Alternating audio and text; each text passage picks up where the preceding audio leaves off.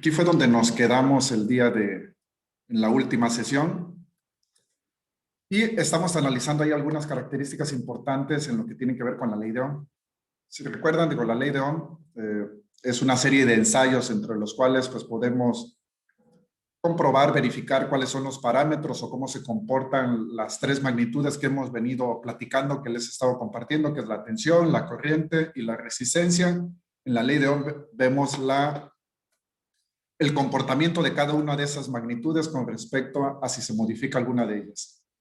Si hablamos en la ley de Ohm, digo, aquí está de manera, cuando existe alguna variación con el tiempo, esto es cuando hablamos en corriente alterna. Nosotros para los fines que estamos ahorita analizando, estamos viendo solamente corriente directa.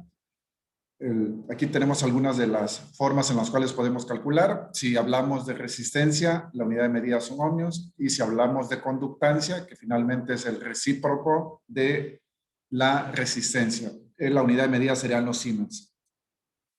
Son características importantes que vale la pena que vayamos pues prácticamente recordando con respecto a cada una de esas características que tiene la ley de Ohm. Hay una magnitud adicional que en su momento hoy vamos también a platicar con respecto a ella, que es la potencia. Y existen algunas formas en las cuales podemos calcular la potencia. De manera natural podemos expresar que la potencia se calcula multiplicando la tensión y la corriente. En el momento que tenemos esas características vinculadas dentro del mismo, podemos poder calcular la potencia. Características adicionales que vale la pena poner en contexto es de que la potencia en una resistencia siempre es positiva. Y una característica que también es muy importante es de que la resistencia siempre consume energía. Estamos hablando de un elemento pasivo, el cual consume energía. Si nos vamos en el momento de estar analizando la ley de Ohm, ahora a un concepto adicional que en algunos textos le llamamos o se le considera como resistencias extremas, son en ambos extremos, tanto de un circuito, cómo se comporta. Seguramente han escuchado en algún momento del cortocircuito. Prácticamente en el cortocircuito es cuando la resistencia del conductor por el cual fluye el flujo de electrones es igual a cero. En este caso, en un cortocircuito, siempre vamos a encontrar que la tensión nos va a dar igual a cero. Una forma de poderlo comprobar matemáticamente eso es pues, simplemente pues, multiplicando la corriente que tengamos o dentro de todo la resistencia. En el momento que multiplicamos cualquier producto por cero, pues siempre el resultado va a ser igual. En circuito abierto son unas características adicionales. Aquí en este caso la resistencia es infinita. ¿Qué quiere decir? Prácticamente que se abre el circuito. Y una de las características es de que en el circuito abierto siempre la corriente va a ser igual a cero. Características adicionales de este comportamiento es de que la potencia, tanto para el cortocircuito o el circuito abierto, siempre es igual a cero. Si veíamos o les compartía, ahorita analizamos, estudiamos que la potencia la podemos calcular utilizando el producto de la tensión por la corriente, nos va a dar igual a la potencia. La unidad de medida en la cual se clasifica o se mide esta magnitud son los watts. Y la potencia siempre va a ser igual a cero. Algunas características importantes que vale la pena verificar es el recorrido de la corriente a través del cuerpo.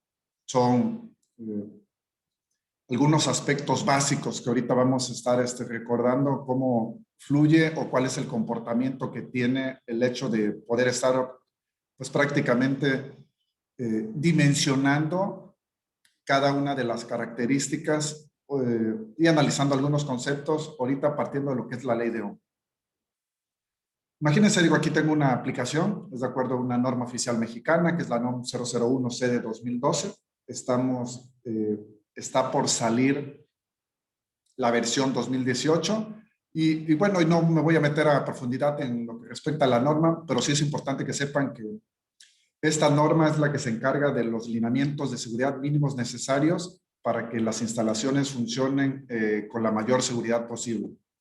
Siempre salvaguardando en primer lugar la integridad física de las personas y en segundo término las instalaciones. Esta ley, bueno, no esta ley, perdón, esta norma en su artículo 250, es una norma muy gruesa, estamos hablando de más o menos unas 6 pulgadas, digo, para que lo tengan ustedes más o menos en contexto.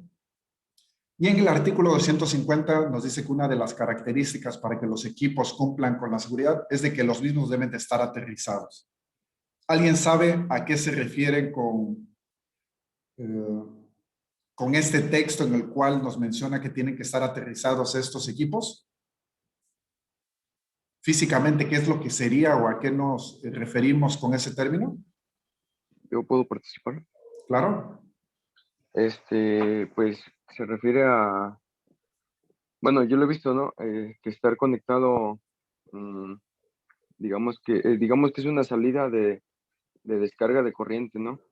Que en cualquier, pues, caso, en vez de que, pues, que dañe o algo, digamos que ahí se descarga la corriente. Es una salida, literalmente es una salida.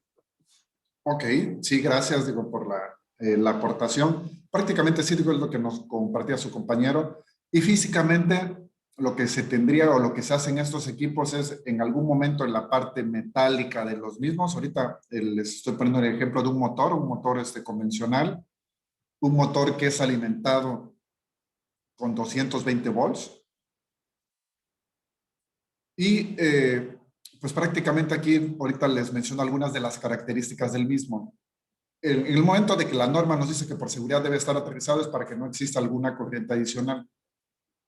Y por protección que se pone físicamente en la carcasa, en la parte metálica del mismo, se pone un cable conectado directamente a tierra.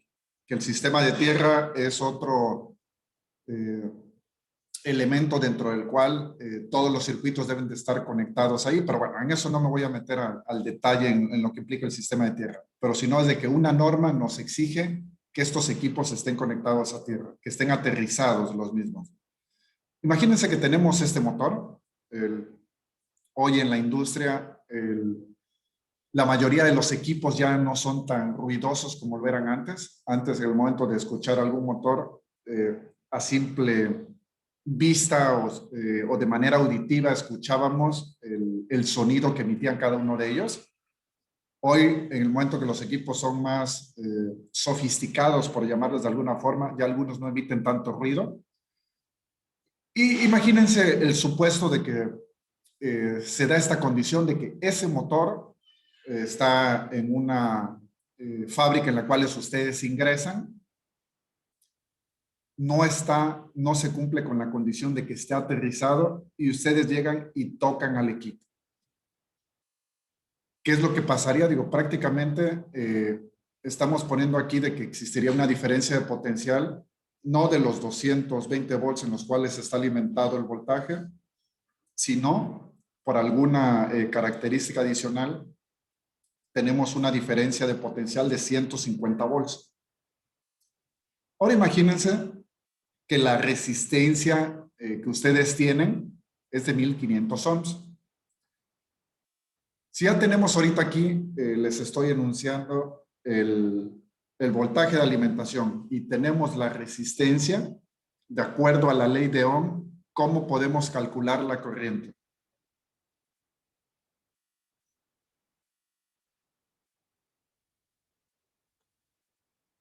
Si se acuerdan, aquí haciendo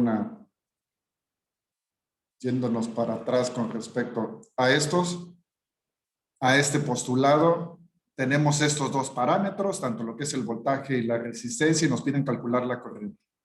Si tenemos un voltaje de alimentación de 150 volts, bueno, ¿qué es el cual estaría energizado la carcasa si no se cumpliera esa condición de que está aterrizado? Esos 150 volts entre la resistencia, ¿cuánta corriente nos daría? ¿Alguien que me ayude a hacer 10 ese amperes. ejercicio? ¿Cuánto? Serían 10 amperes porque creo que era 150 no, era, ¿cuánto era? Es que tengo que ver otra vez el ejercicio. No, son 150 entre 1500. .1 amperes. Punto uno amperes, sí. 0.1 amperes. Esa corriente es grave, es mucha, es poca, tiene algún efecto en el cuerpo. Suena poquito, ¿no? Pero no sabría decirle. Bueno, estamos ahorita hablando de 0.1 amperes. Ahorita digo, me regresé nada más para ponerles en contexto con respecto a la fórmula que íbamos a utilizar. Si nos vamos a esta tabla, digo, es muy importante, estamos analizando ahorita de manera general los circuitos en corriente directa. Seguramente un motor de esas características y con ese nivel de tensión estaría alimentado en corriente alterna, y por eso es de que les pongo algunos de los aspectos fisiológicos de la corriente alterna en ambas frecuencias. En nuestro país manejamos 60 Hz. Si pasamos ese punto 1 a miliamperes, ¿en qué casilla estaríamos? En la primera, ¿no? Digo, si estamos hablando, ahorita eso es 0.1 amperes. No, sí es grave. Sí es grave. Es la de... una antes de la de... Sería esta, ¿no? Sí, porque ya Serían, 1000 ya sería un amperio. Entonces sí sí, sería... Sí, esa. estaríamos hablando aquí en 0.1 amperes, estamos hablando de 100 miliamperes. Digo, para poner en contexto a todos. Y en 100 miliamperes, ¿qué es lo que nos pasa a nuestro cuerpo? Se pueden dar menos de un ciclo cardíaco, los efectos, esto es parte de la duración. Los efectos es de que no se produce una fibrilación ventricular y fuertes contracciones musculares. Digo, depende de muchas características del mismo individuo el cual se ve afectado por esto, y también de la misma resistencia que el mismo tenga. Y ahorita hablamos algo sobre la resistencia. Otro, si el tiempo es un poco mayor, más de un ciclo cardíaco, pues existe marcas visibles, inicio de electrocución independiente en la fase del ciclo cardíaco. Si estamos viendo hablar de 0.1 amperes, pues es delicado, ¿no? En el momento de poner atención. Ahora imagínense acá que se dé la misma situación. Tenemos los 150 volts en los cuales se supone que existe una falla en la cual dentro del mismo motor, pero ahora nosotros pues no tenemos una resistencia de 1500 ohms, sino simplemente estamos hablando de una resistencia mucho mayor. Imagínense que tenemos algunas botas dieléctricas y la resistencia nos incrementa simplemente con las puras botas dieléctricas hablamos de 3500 ohms. Aparte de eso, estoy dando ejemplos, digo, los números digo, son de manera aleatoria, no tienen algún especificación tal cual. Digo, tendríamos que verlo para en su momento poderlos dar de manera detallada. Pero de manera general, digo, le ponemos que las botas tienen una resistencia de 2000 ohms más. Le sumamos la ropa, que sea una ropa de algodón, le sumamos otros 1500, estaríamos hablando de 3500 ohms, más los 1500 que tenemos, estaríamos hablando de 5000 ohms. Si a estos 5000 ohms le sumamos también que en el momento que ustedes los toquen tienen algunos guantes dieléctricos, le sumamos otros 2000, estaríamos hablando de 7500 ohms. Ahora hacemos ese ejercicio. Dividimos 150 del voltaje entre la resistencia que ahora tendríamos en el momento de que llevamos el equipo de protección adecuado, y estaríamos hablando de 7500 ohms. ¿Cuánto nos da esa corriente? 0.02 amperes. 0.02 amperes. Eso si lo pasamos a miliamperes, ¿cuánto nos daría? 20. Es la de 25-50 o la de 15-25. La de 15-25. Si se dan cuenta, los efectos de estos pues, son mucho menores. ¿Existe alguna contracción? Finalmente sí van a tener una sensación, pero no existe algún efecto que pueda causar alguna alteración prácticamente adicional. A lo que voy, simplemente con el hecho de que nosotros en la industria tengamos el equipo adecuado, y ahorita fue de manera enunciativa los valores, estoy seguro que el hecho de que traigamos unas botas dieléctricas y algunos equipos nos sacaría de estos valores, seguramente no apareceríamos aquí. ¿Por qué? Porque estamos seguros o contamos con todas las características adecuadas para poderlo hacer. Y es ahí donde reviste uno.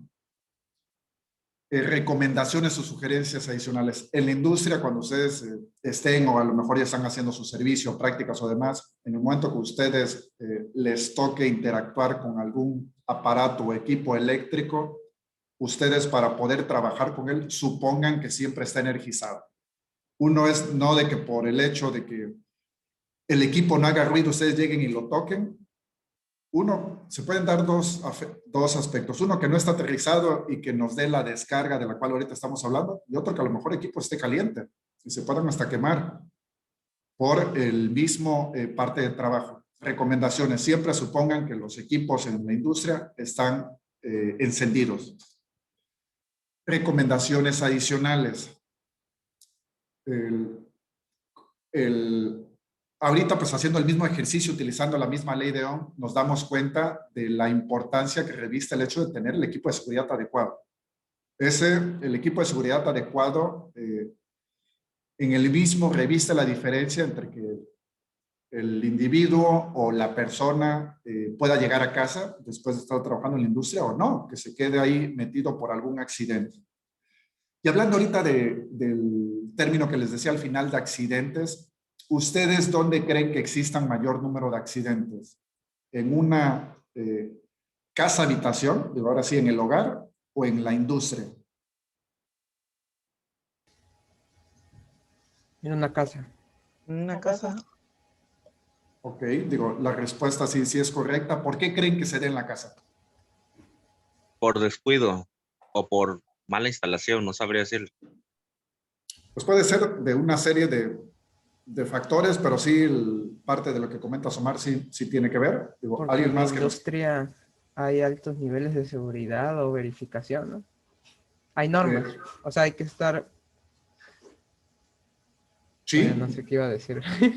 No, digo, pero sí tienes razón, Félix, digo, con respecto al... Comúnmente es el hecho de que a lo mejor para la industria ya estamos, todas las personas están mentalizadas con el equipo, lo que tengan que hacer, y muchas veces se da que en la casa habitación, se puede dar en la situación que comentaba Omar, que no estén de manera adecuada las instalaciones, y otro, de que pues no se cuenta con, pues prácticamente con la capacitación adecuada para poder estar interactuando. A lo mejor el hecho de estar desconectando algún contacto o estarlo cargando o meterles de manera adicional, o los mismos contactos no están diseñados para los mismos, y muchas veces las mismas protecciones que tenemos en nuestro hogar no son las adecuadas. ¿Qué es lo que comúnmente se hace si estamos en una casa habitación? La compramos, no tiene instalado ningún aire acondicionado, conectamos nuestro aire acondicionado, y ahora por la demanda de corriente que ese equipo, que ese motor consume o demanda, simplemente nos dispara el dispositivo que tenemos de protección.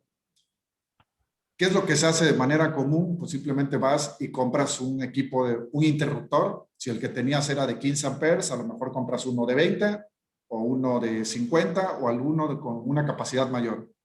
Y ya en el momento que lo pones,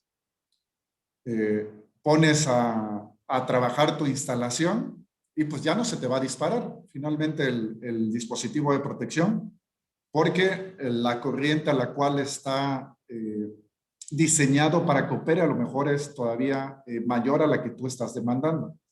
Pero ahora imagínate que compras otro aire acondicionado, lo vuelves a instalar, y ahora el interruptor que tú habías puesto, de acuerdo a la cantidad de corriente que está manejando, pues se te dispara, se vuelve a accionar el dispositivo. ¿Qué es lo que se hace comúnmente? Pues vas y compras un dispositivo mucho más grande, de protección. Pones el dispositivo de protección, conectas tus dos aires acondicionados y todo el sistema de tu casa está trabajando, y pues por obvias razones el dispositivo de protección no se te acciona, porque seguramente el nivel de corriente todavía está muy por debajo de lo que ocupa para que accione. Si se dan cuenta ahí, ¿qué es lo que se ha hecho? Simplemente el dispositivo de protección, incrementarlo. Eso es lo que se hace de manera muy común en las casas habitación. Pero ¿qué pasa con el cableado? Finalmente, si nuestra instalación no se modifica también los cables, en el momento que tienen mayor corriente, puede ser que ese cable en algún momento pues no soporte la cantidad de energía que está demandando.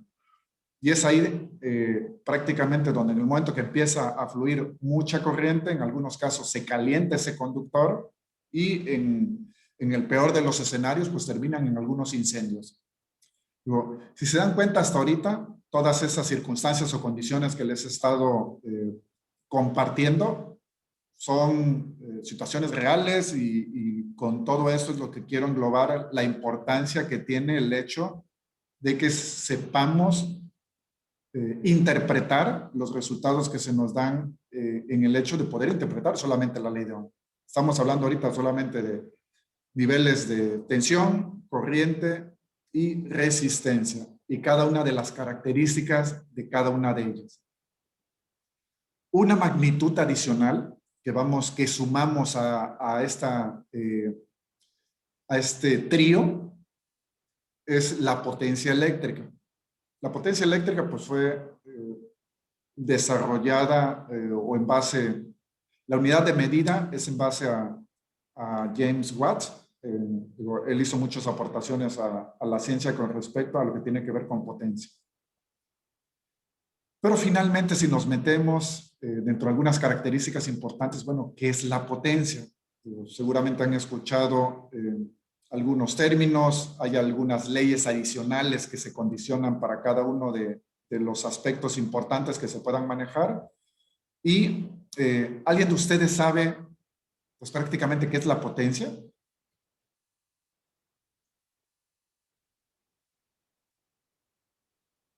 Un ejemplo es todos los dispositivos electrónicos en la parte de atrás, en su placa de datos, tienen qué tanta potencia es la que consumen. Digo, ahí es como un valor adicional porque reviste la importancia de poder estar o que conozcamos o que entendamos un poco más el término de potencia.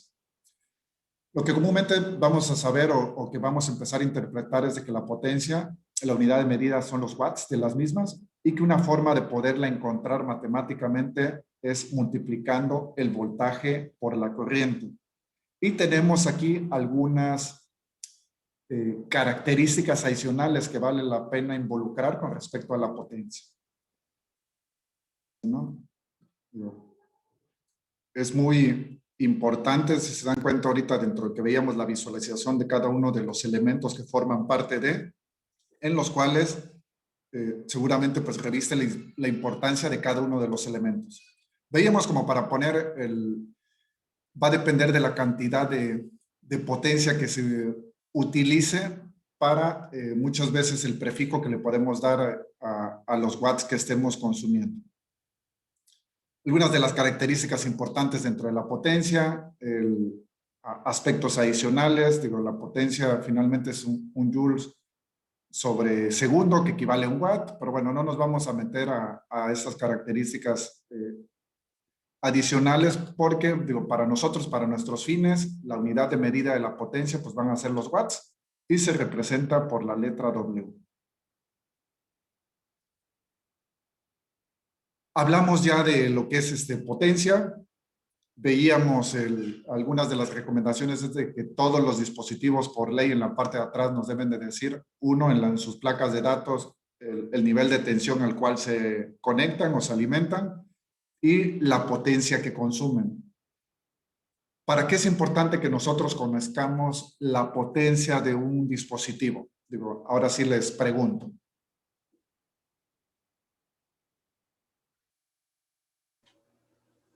Para también tener una idea a la hora de pagar las cuentas del recibo de luz. Digo, ese es uno, digo, para que puedan al menos ustedes visualizar. Y otro es de que también en su momento puedan ustedes planear, digo, si vemos el recibo de luz, pero independientemente a todo eso es para que también ustedes puedan, si hablamos de alguna instalación industrial, pues que se encuentren con todos los elementos necesarios para la cantidad de energía que ustedes utilizan, la cantidad de potencia en la cual están conectados los equipos. Uno, que en el momento que vas a hacer el contrato de energía, sepas decirle tú al suministrador, oye, yo ocupo, tengo una demanda de tanta energía, en lo cual mi contrato ocupo que sea de esta característica, ¿no? Y ya de acuerdo al contrato, al nivel de energía que tú consumes, te van a fijar una tarifa eléctrica. ¿Qué es lo que pagamos nosotros de manera común en el recibo de energía eléctrica? ¿Pagamos potencia? ¿O qué es lo que pagamos? ¿Alguien se acuerda, digo, cuando ven su recibo que les llega de Comisión Federal de Electricidad? Energía eléctrica. Pagamos energía eléctrica.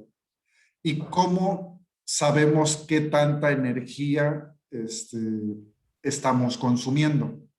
Por el consumo de watts por hora que lo marca ahí, creo. Sí, digo, comúnmente digo, todas las aportaciones digo, son muy válidas, todas son correctas. Nosotros pagamos el recibo de energía eléctrica a través de kilowatts hora. Si se dan cuenta, tenemos la potencia que nosotros tengamos de un equipo, para ponerlo en contexto, seguramente, si tenemos un foco de los incandescentes todavía, que todavía existen todavía en el mercado, de 100 watts, y ese foco de 100 watts lo tenemos prendido 8 horas, estaríamos hablando de cuánta energía estamos consumiendo. Si son 100 por 8, 800 watts. En 8 horas serían 800 watts hora. Si lo ponemos en perspectiva, pues estaríamos hablando de 0.8 kilowatts hora. Sería la energía que estamos consumiendo. Y eso es lo que comúnmente nosotros le pagamos a la compañía suministradora. De ahí es donde revisten la importancia y vamos a hacer algún ejercicio, a lo mejor desde ustedes en su casa, donde podamos encontrar o vislumbrar, identificar cuáles son las cargas que consumen más energía y poder hacer algún aproximado de cuánto tiempo es lo que están encendidos o cada determinado tiempo están pues prácticamente funcionando, y con esto ustedes pueden hacer algún estimado de cuánto es lo que en su momento pueden pagar del consumo de energía eléctrica. Para fines muy breves, digo, el consumo de energía eléctrica se revise en tres aspectos importantes. Uno, pues es la energía común, digo, la base. Tienes hasta determinados kilowatts hora, donde el precio está alrededor de los 70, 80 centavos. Hay otro rango. En el primero estás en donde el kilowatt hora es más barato. Si pasas al segundo está un poco más caro, es alrededor de $1 el kilowatt hora.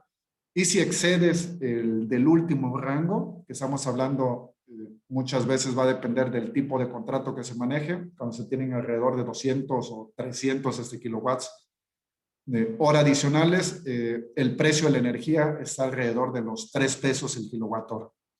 Pero bueno, es algo que vamos a hacer como ejercicio, donde les voy a pedir que en su momento cada uno desde su hogar puede identificar ahí algunos aspectos importantes, y a lo mejor no toda su casa, sino su propio recámara, o bueno, buscaremos ahí algún esquema en el cual pueda funcionar la información que ustedes tengan en su casa para que podamos hacer algún ejercicio. Y como para ir englobando, digo, de acuerdo digo, junto con la ley de Ohm, pues se pueden obtener las siguientes fórmulas de potencia. Esta es la que ya les compartía, que es multiplicar tanto la tensión por la corriente. Formas para poder calcular el voltaje. De acuerdo a la ley de Ohm, tenemos que es la corriente por la resistencia. ¿Cómo calculamos la corriente? Pues es el voltaje entre la resistencia.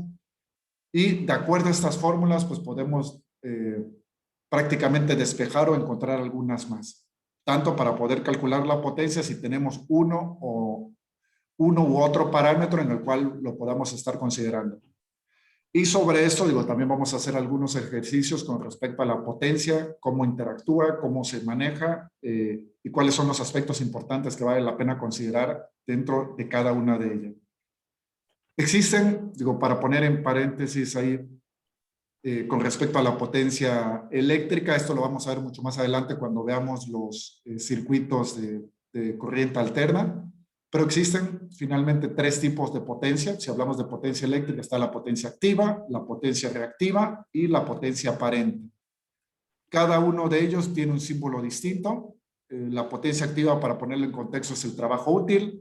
La potencia reactiva es prácticamente algunos de los elementos que se ocupan para que puedan funcionar algunos equipos. La unidad de medida son los kVARs, kilovolts, amperes reactivos. Y la potencia aparente prácticamente es la suma de ambas, que es los kilovolts, amperes de cada uno de ellos, por sus siglas. Algunas características de cada una de las potencias, digo, eso se los comparto de manera muy breve, digo, para que se queden con algún aspecto en el momento de poderlo expresar a través del triángulo de potencia. Tenemos que la potencia aparente, si lo calculamos de acuerdo al teorema de Pitágoras, tenemos la potencia activa. La potencia activa es la potencia real que consumimos, y la reactiva vemos que es en algunos momentos muchas veces lo que se ocupa para que estén funcionando algunos equipos, y muchas veces también es este ruido que se puede meter al sistema. Si hacemos una analogía con la cerveza, la potencia activa es prácticamente líquido. La potencia reactiva son pues prácticamente la espuma. Y la potencia aparente pues es la suma de ambas. Dentro de algunas de las características importantes que les puedo compartir con respecto a la